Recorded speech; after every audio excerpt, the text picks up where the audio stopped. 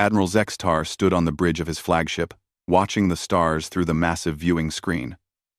His scaled hands gripped the command rail as he studied the tactical display. 50 dreadnoughts and 200 cruisers moved through space in perfect formation. The hegemony's 15th conquest fleet was 3 days away from their next target. "Admiral," said Intelligence Officer Yikmol, approaching with a datapad. "The final briefing on target 847 is ready." Zextar turned his reptilian head toward the younger officer. "Target 847. That would be the third planet in the system they call Sol?" "Yes, sir. The inhabitants call their world Earth." The Admiral took the datapad and scrolled through the information. His yellow eyes moved across the text with practiced efficiency.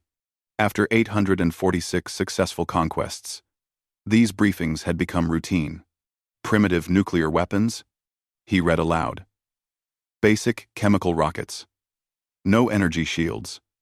No faster than light travel." He handed the pad back. "This will be over in less than a day." Yikmol nodded. "The planet has a population of approximately 8 billion. They are divided into multiple nations that frequently fight each other. Our analysts believe they will surrender immediately once they see our fleet." Around them, the bridge crew continued their work. Communications officers monitored long-range sensors. Navigation specialists calculated final approach vectors. Weapons officers ran system checks on the plasma cannons. Everything proceeded with the calm efficiency of a well-trained military force. "What is their technological level compared to other species we have conquered?" Zextar asked. "Slightly below average, sir. They have split the atom and developed basic computers, but they have not yet learned to harness antimatter or manipulate gravity. Most of their weapons still use explosive chemicals." The Admiral walked to his command chair and sat down. The seat adjusted automatically to his large frame. "Any signs of hidden technology?" "Sometimes primitive worlds surprise us. Our deep scans show nothing unusual, sir. Their most advanced spacecraft can barely reach their own moon. They have no orbital defense platforms. No military bases beyond their planet's surface." Zextar activated his personal display and reviewed the conquest protocol.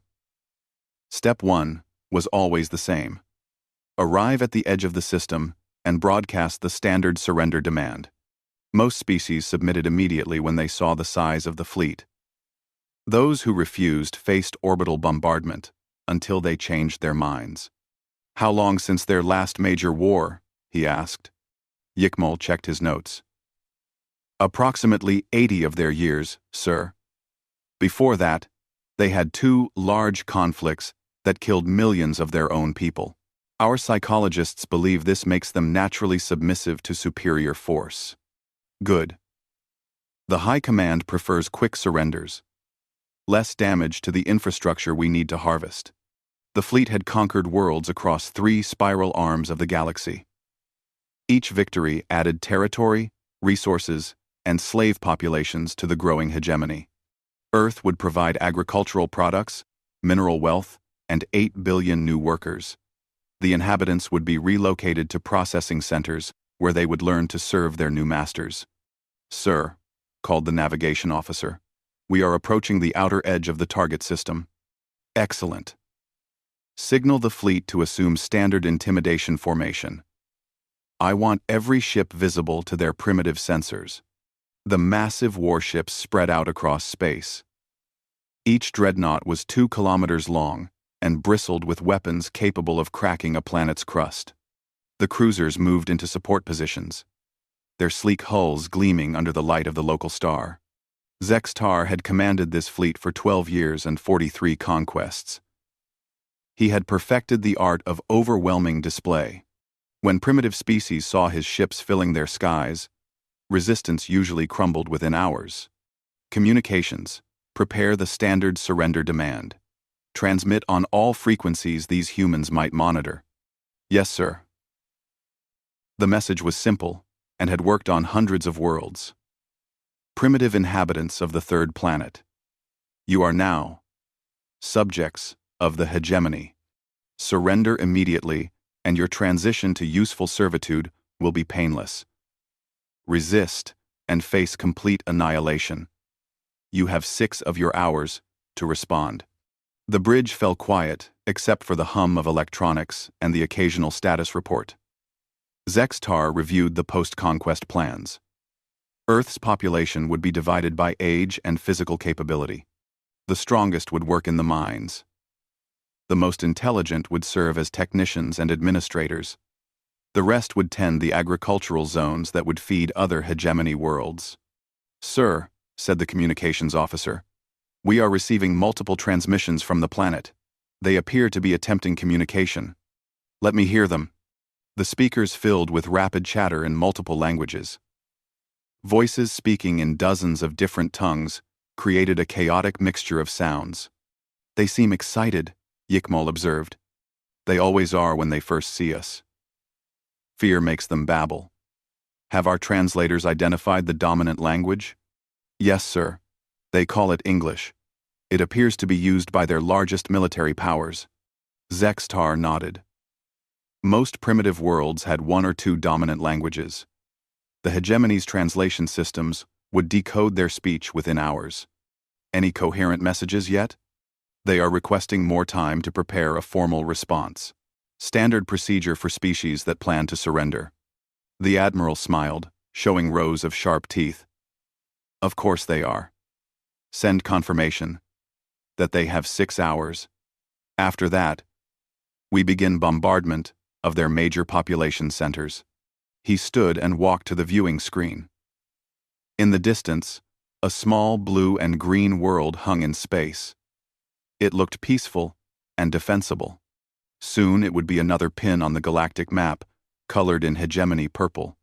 "Sir, shall I prepare the ground assault forces?" asked Yikmol. "Not yet. This species will surrender long before we need to send troops. They always do when they realize the futility of resistance." Zextar returned to his chair and activated the fleet-wide communication system. "All ships, maintain position at the edge of the system. Prepare for standard conquest protocol. Target the largest population centers for initial strikes if they refuse surrender. Remember, we want the infrastructure intact for harvesting operations." Confirmation signals came back from every ship commander. The fleet settled into position, weapons charged and ready. In 6 hours, Earth would join the hundreds of other worlds that served the ever-expanding hegemony. The Admiral settled back to wait. In his experience, it never took the full 6 hours. Dr. Sarah Kim was drinking coffee when humanity made first contact with alien life. She sat in the control room of the Arecibo Deep Space Monitoring Station, watching the data streams from the radio telescopes. The night shift was usually quiet, with only the distant hum of electronics and the occasional beep from the computers. The alarms started screaming at 2:47 a.m. Sarah nearly dropped her coffee cup as red warning lights flashed across every screen. The computer systems detected massive energy signatures approaching from deep space. Not 1 or 2 signals, but hundreds. "What the hell?" She grabbed her headset and called the main facility. "Control. This is Deep Space Station 7.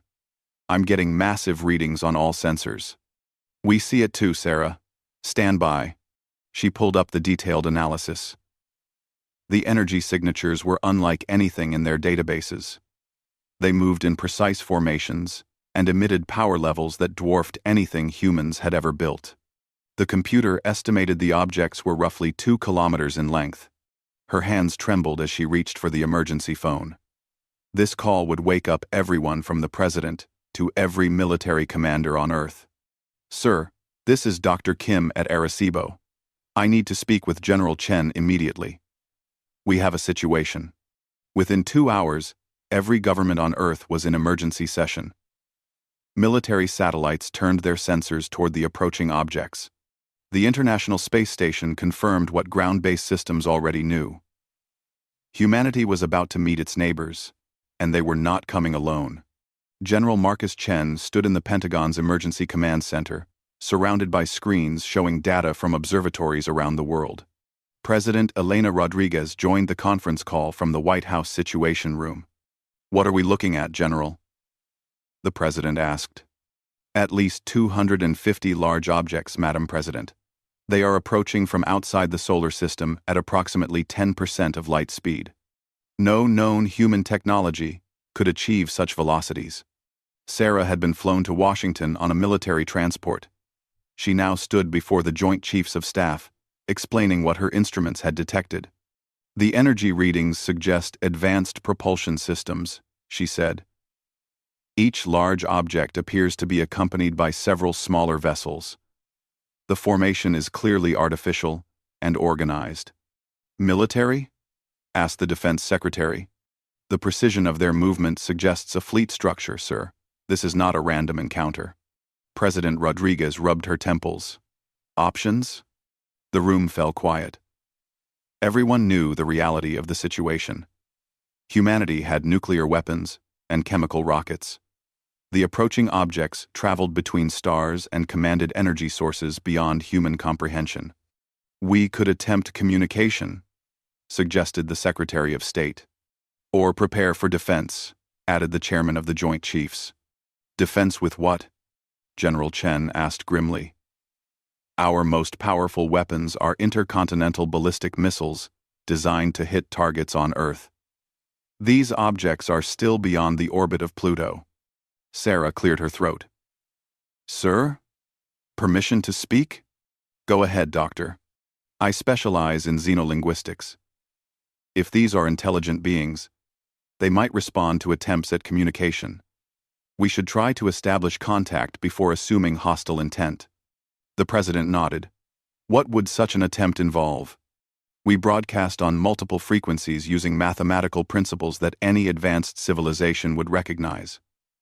Prime numbers, physical constants, basic universal truths. AT." As Sarah explained the communication protocols, alarms sounded again throughout the command center. A communications officer held up his hand. "Madam President, we are receiving a transmission. It appears to be directed at Earth. Put it through." The message was brief and translated by computer systems into multiple languages simultaneously. The voice was artificial, clearly generated by some form of technology. "Primitive inhabitants of the third planet. You are now subjects of the hegemony. Surrender immediately, and your transition to useful servitude will be painless. Resist and face complete annihilation. You have 6 of your hours to respond." Silence filled the command center. The message repeated twice more, then stopped. "Well," said President Rodriguez quietly, "I guess their intentions are clear." General Chen activated the Global Communications Network. "All commands, this is DEFCON 1. Prepare for possible hostile action. All nuclear submarines to launch positions. All missile sites to ready status." "Sir," interrupted Sarah. "May I suggest we respond to their message?" The general turned to her. "Doctor, they just threatened to wipe out humanity. What exactly would you like to say?" "Something unexpected. They clearly see us as primitives who will surrender immediately. What if we respond in a way that makes them reconsider? I'm weighted. I'm one side. I'm one side." President Rodriguez leaned forward. "Explain." Sarah took a deep breath. "They expect fear or defiance. They have probably conquered hundreds of worlds using the same approach. But what if we give them something they have never received before? Which is the truth, our complete history. Let them know exactly what kind of species they are threatening." The room erupted in discussion. Some officials argued for immediate surrender. Others insisted on preparing humanity's nuclear arsenal for a final strike. Military leaders debated evacuation procedures and survival protocols. President Rodriguez raised her hand for silence. "Dr. Kim, you believe showing them our history might change their approach?" "Madam President, any species capable of interstellar travel must be highly intelligent. If they understand what humanity has survived and how we have evolved, they might realize we are not like other species they have conquered. What makes you think our history would matter to them? Sarah walked to the main display screen. Look at their message. It is completely impersonal. They have done this before, many times. They expect immediate surrender from primitive species who have never faced real hardship. General Chen frowned. And you think our history of warfare and conflict would deter them? Sir, I think our history of survival would make them pause. Any species that has conquered hundreds of worlds has probably never encountered one like Earth. The president stood quietly for several minutes, considering the options. Finally, she turned to Sarah. Doctor, you have 4 hours to prepare humanity's response. Make it count. Sarah nodded and sat down at the communications console. She began typing, knowing that the next few hours might determine whether humanity would survive to see another sunrise. Outside, the alien fleet continued its approach toward Earth, confident that this world would surrender like all the others before it. Sarah sat before the most important document in human history. The cursor blinked on the empty screen as she considered how to begin. Around her, the Pentagon's communication center buzzed with activity. Officers coordinated global defense preparations, while she prepared humanity's response to an alien ultimatum. She started typing. To the beings who call themselves the hegemony, you have offered us a choice between surrender and annihilation. Before we respond, we believe you should understand the nature of the species you are threatening. This is the complete history of humanity and our world. Sarah paused, then continued. She began with Earth itself, a planet that had tried to kill its inhabitants for millions of years. Massive volcanic eruptions that darkened skies for decades. Ice ages that covered continents in glaciers kilometers thick. Asteroid impacts that wiped out entire ecosystems. Our world has experienced 5 major extinction events. Each one destroyed most life on the planet. Yet life survived, adapted, and grew stronger. The ancestors of humanity lived through the most recent extinction event 65 million years ago. We learned to survive when survival seemed impossible. Reverway. She documented Earth's hostile environment. Hurricanes with winds exceeding 300 kilometers per hour. Earthquakes that could level entire cities. Diseases that killed millions. Predators that hunted humans for food. Every natural disaster had shaped humanity's evolution. We developed intelligence not in paradise, but in a world that actively tried to destroy us. We learned to think, plan, and cooperate, because anything less meant death. Then, she began the human story. The migration out of Africa, surviving in frozen wastelands and burning deserts. The development of tools, weapons, and agriculture. The rise of civilizations that fought for resources on a world where resources were always scarce. Sarah included every war in human history. The Mongol conquests that killed 40 million people. The 30 Years' War that devastated Europe. The world wars that introduced industrial-scale killing. The nuclear weapons that could destroy entire cities in seconds. We have fought over every resource our planet provides. Food, water, land, minerals. Everything we needed to survive was limited, and we competed for all of it. This competition made us innovators, strategists, and survivors. She documented human population growth despite constant warfare and natural disasters. From a few thousand survivors of the last ice age to 8 billion people who had spread across every continent and climate zone on Earth. We adapted to live in environments that would kill most species.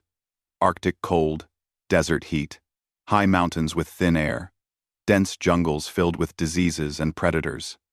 We learned to thrive everywhere. The message included detailed statistics. Human life expectancy had increased from 25 years to 80 years. Through medical advances developed during wartime, technology had advanced from stone tools to computers. Through constant innovation, driven by survival needs. Sarah added sections on human psychology, the tribal instincts that created fierce loyalty within groups, the territorial behaviors that drove expansion and exploration, the pack hunting strategies that evolved into military tactics. We form alliances when threatened by outside enemies. Our history shows that external threats unite us more effectively than anything else. When faced with extinction, humans put aside all other conflicts. She included Earth's biodiversity statistics. Millions of species competing for survival in a limited environment. Food chains where every organism either killed or was killed. Evolutionary pressure that created some of the most efficient predators in the galaxy. Humans reached the top of the food chain on a world where everything evolved to kill everything else. We learned to hunt in groups, use tools, and think strategically because we started as prey animals. The message documented human expansion across their planet. The colonization of hostile environments through technology and determination. Cities built in deserts, on mountains, and in frozen wastelands. Humans had claimed every available habitat on their world. We have never lived in ecological balance. Our species expanded until it controlled every environment on our planet. We compete with each other because our evolution taught us that expansion and control mean survival. Sarah included detailed military history. The development of weapons from clubs to nuclear missiles. Strategic thinking that evolved from hunting tactics to complex battlefield maneuvers. The constant innovation driven by the need to defeat other human groups. Our military technology advanced through constant warfare. Every weapon was designed to kill other humans who were trying to kill us. We created tools of war that could destroy our entire planet, because the alternative was defeat by our enemies. She added sections on human resilience. The survivors of the Black Death who rebuilt European civilization. The populations that recovered from genocide and natural disasters. The societies that arose from the ashes of destroyed cities. We have never accepted extinction. When disasters destroyed our civilizations, we built them again. When diseases killed half our population, the survivors grew stronger. When our cities burned, we constructed better ones. The message included information about human space exploration. The rockets built with technology developed for weapons. The satellites launched to monitor enemies. The plans for colonies on other worlds, driven by the knowledge that Earth might not always be habitable. We are preparing to expand beyond our world because our history taught us that survival requires multiple habitats. We know that staying in one place means eventual extinction. Sarah documented human psychology in warfare. The berserker rage that made soldiers fight impossible odds. The tactical innovation that turned defeats into victories. The strategic thinking that planned battles decades in advance. We fight until victory or death because our evolution rewards extreme determination. Surrender means slavery or extinction. So we developed minds that prefer death to defeat. As she finished the message, Sarah added one final section. This is what we are. We survived the destruction of our world 5 times. We spread across a planet that tried to kill us every day. We fought each other for millions of years and grew stronger from every battle. We turned a death world into our home through determination, innovation, and the absolute refusal to accept defeat. She looked up at General Chen. "Sir, the message is ready. How long is it?" "Approximately 100,000 words, sir. Complete documentation of human history, evolution, and psychology." President Rodriguez reviewed the final document. "Dr. Kim, are you certain this is our best approach?" "Madam President, they expect us to beg for mercy or make futile threats. Instead, we are giving them an intelligence report on humanity. Let them decide if they want to fight a species that evolved for 8 million years on a planet that taught us war was the only way to survive." The president nodded. "Send it." Sarah pressed the transmission button. Humanity's complete history traveled into space toward the alien fleet, carrying a message they had never heard before. Admiral Zextar expected a surrender message. Instead, his translation computers worked for 3 hours, processing the largest communication ever received from a primitive world. When the final analysis appeared on his screen, he read the first few lines and immediately called for his senior staff. Intelligence Officer Yikmol, report to my ready room immediately. Bring your best analysts. The Admiral stared at the massive document Earth had transmitted. 100,000 words of detailed historical data. This was not a plea for mercy or a declaration of defiance. This was something entirely different. Yikmol arrived with 2 senior intelligence specialists. They gathered around the main display as Zextar activated the translation. They sent us their complete historical records, the Admiral said. I want a full analysis within the hour. The intelligence team began reading. Within minutes, Yikmol looked up with confusion. Sir, according to this data, their planet has experienced multiple extinction events. Most life on their world has been destroyed and rebuilt several times. Impossible. No species could evolve intelligence while facing constant extinction threats. Sir, they claim to have survived 5 separate planetary disasters. Each one killed most species on their world. Yet their ancestors lived through all of them. The Admiral leaned forward. What type of disasters? Volcanic eruptions that covered their planet in ash for decades. Ice ages that froze most continents. Asteroid impacts that darkened their skies for years. Sir, they evolved intelligence on a world that regularly attempts to kill everything living on it. Zextar activated his personal computer and accessed the hegemony's xenobiology database. Computer. Classify planetary environments by survival difficulty. Oh. Classification system ready, Admiral. What is the standard classification for worlds that produce intelligent species? Class 2 or Class 3 environments, Admiral. Stable climate, abundant resources, minimal extinction pressures. What classification would apply to a world with 5 major extinction events and regular natural disasters? The computer paused for several seconds. Such a world would classify as Class 12. Admiral, no known intelligent species have evolved in Class 12 environments. The intelligence specialists continued reading. One of them looked up with alarm. Admiral, they document their own military history. They have been fighting constant wars for their entire evolutionary period. All species fight wars occasionally. No, sir. Constant warfare. They list over 15,000 significant military conflicts in just the last 5,000 years. Their population density creates continuous competition for resources. Yikmol pulled up another section. Sir, their technological development appears to be driven entirely by military necessity. They developed flight technology to bomb enemies. They split the atom to build weapons. They reached space using rockets designed as missiles. Admiral Zextar felt the first stirrings of unease. What is their population density compared to other species? Approximately 40 times higher than any species we have conquered, sir. They have 8 billion individuals competing for resources on a single planet. The Admiral accessed another database. Computer. What is the normal population density for intelligent species? Most sapient species maintain populations between 50 million and 200 million individuals, Admiral. Resource competition above those levels typically prevents advancement to spacefaring technology. These humans have 8 billion individuals and still achieved space travel.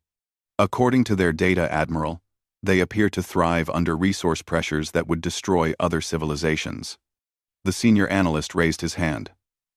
Admiral, there is something else. Their document includes detailed psychological profiles. They describe their own species as naturally territorial, aggressive, and extremely difficult to subdue.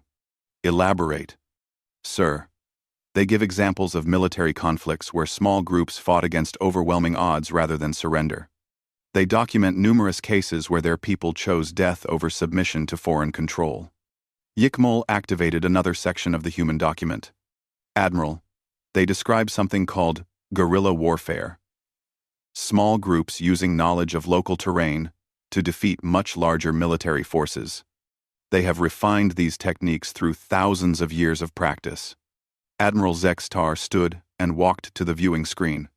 The blue-green world still hung peacefully in space, but it no longer looked harmless.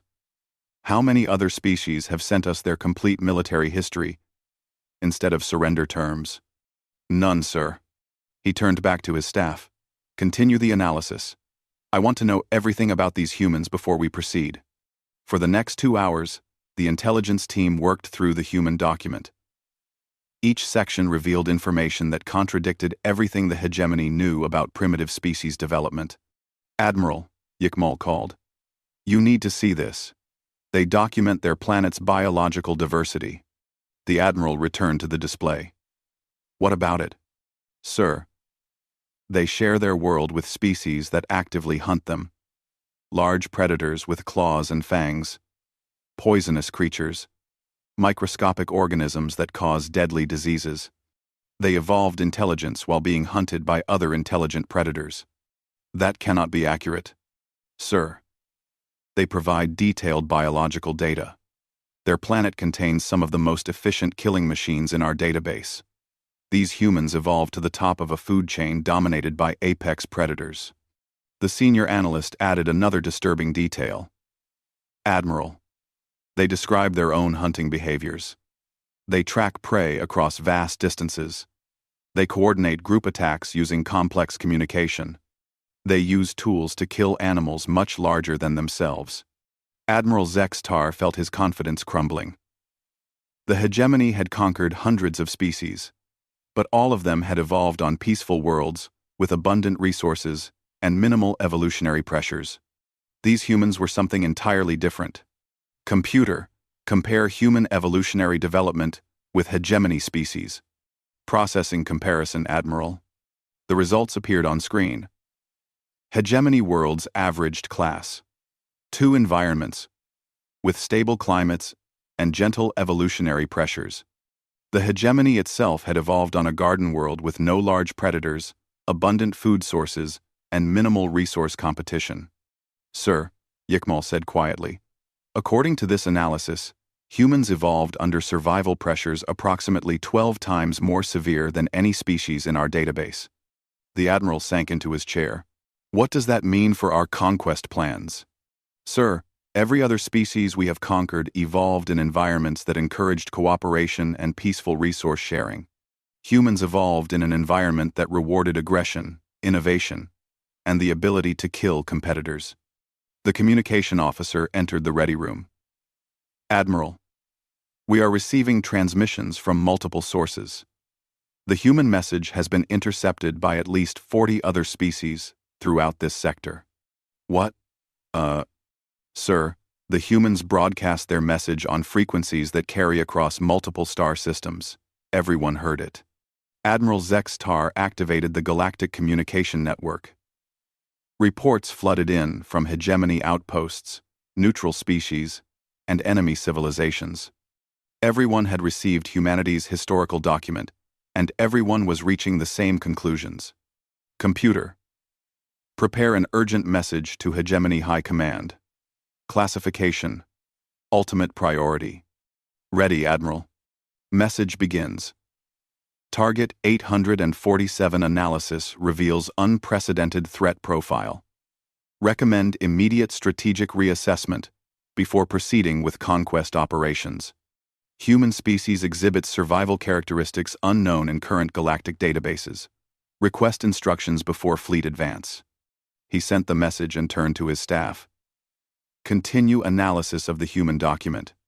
I want to know everything possible about these creatures before High Command responds. As the intelligence team worked, Admiral Zextar stared at the peaceful-looking planet in the distance. For the first time in his career, he wondered if the hegemony had encountered a species that might actually fight back effectively. The thought terrified him. The message from Earth spread through galactic communication networks faster than any conquest fleet could travel. Within 12 hours, every major civilization in 3 spiral arms had received and analyzed humanity's complete historical record. On the hegemony homeworld, Supreme Admiral Korthax read the analysis with growing horror. 47 different xenobiology experts had reached identical conclusions. Humans were not just another primitive species. They were something that should not exist according to every known model of evolution. They survived 5 extinction events. He read aloud to the High Command Council. They evolved in competition with apex predators. Their population density exceeds all known parameters for sapient species development. They have been continuously at war for their entire recorded history. Council leader Vex Amy leaned forward. What are our strategic options? According to our military analysts, extremely limited. If we proceed with the conquest, we face the first species that evolved specifically for warfare. Every human is the descendant of survivors who won genetic competitions against other humans for millions of years. Surely our technology advantage compensates for their evolutionary benefits? Supreme Admiral Korthax activated the tactical display. Computer, calculate probable outcome of hegemony ground invasion of Earth. Assuming standard conquest protocols. The computer processed for several minutes before responding. Analysis complete. Probability of successful occupation, 12%. Estimated casualties, 67% of invasion force. Estimated resistance duration, 40 to 60 years of continuous insurgent warfare. Silence filled the council chamber. In 846 previous conquests, hegemony casualty rates had never exceeded 3%. Computer, explanation for low success probability? Human population density requires subjugation of 8 billion individuals across multiple climate zones and terrain types. Historical analysis indicates humans prefer death to submission. Guerrilla warfare capabilities suggest organized resistance could operate indefinitely using local resource knowledge. Council leader Vex Amy stood slowly. Order Admiral Zex Tar to withdraw the fleet immediately. We are not prepared for this type of conflict. Meanwhile, throughout the galaxy, other species were reaching similar conclusions. The Altarian Republic called emergency sessions of their military command. The Centauri Federation activated their border defenses. The peaceful Andromedans began construction of their first military fleet in 3 centuries. Dr. Sarah Kim stood in the Pentagon's communications center, monitoring the galactic response to humanity's message. Intercepted transmissions revealed a pattern of fear spreading through space faster than light itself. General Chen, she said, we are receiving multiple diplomatic overtures. 7 different species are requesting immediate trade negotiations. The general joined her at the communication console. What kind of trade? They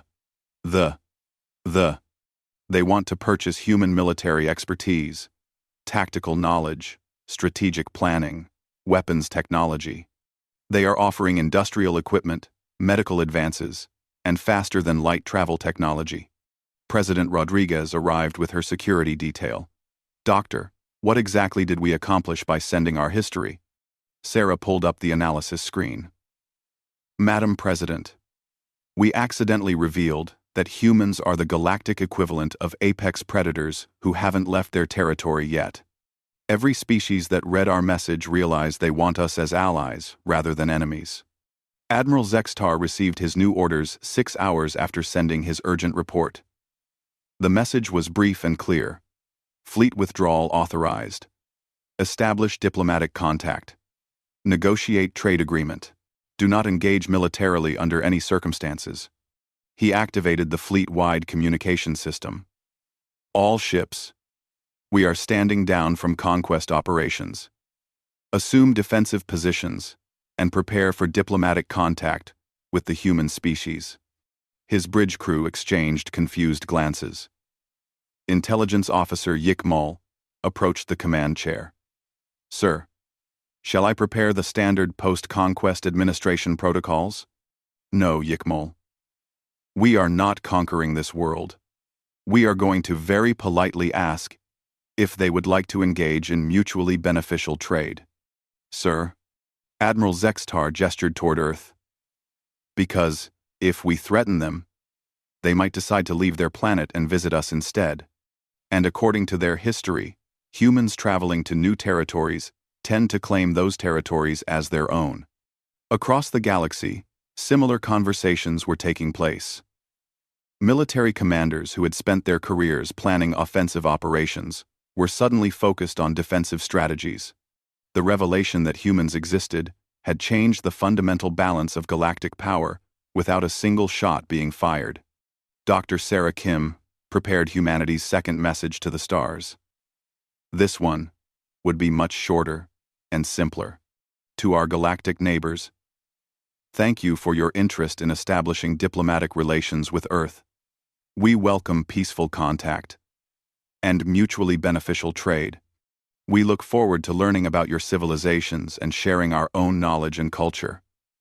We hope this marks the beginning of lasting friendship between our species. She paused, then added one final line that would guarantee humanity's status in galactic politics for centuries to come. As a gesture of good faith, we include detailed plans for one of our basic military technologies. Please consider this a sample of human innovation and our commitment to peaceful cooperation. The attached files contained complete specifications for the AK-47 assault rifle. Simple, reliable, and effective enough to change the balance of power for any species that understood its implications. Sarah sent the message and smiled. Humanity had been invited to join galactic civilization not as subjects or conquerors, but as partners. Earth's children would spread among the stars, carrying the knowledge that had kept their species alive through millions of years of hardship. President Rodriguez approached the communication station. Dr. Kim, what happens next? Madam President, I believe we are about to become the most popular species in the galaxy. Everyone wants humans on their side in case of future conflicts. General Chen studied the incoming diplomatic requests. Sarah, do you think we made the right choice by telling them the truth? Sarah looked out the window at the stars. General, we had three options: surrender and become slaves, fight and probably lose, or convince them we were too dangerous to threaten. I believe we chose correctly. The first human diplomatic vessel launched 3 months later, carrying ambassadors to a galaxy that now treated Earth with profound respect. Humanity had avoided conquest by revealing they were potentially the most dangerous species any civilization had ever encountered. The galaxy had learned that sometimes the most effective weapons were not plasma cannons or antimatter bombs, but simple truth delivered at exactly the right moment. And every species now knew that somewhere in the third spiral arm, on a blue world that had survived everything the universe could throw at it, lived 8 billion individuals who had never learned how to surrender.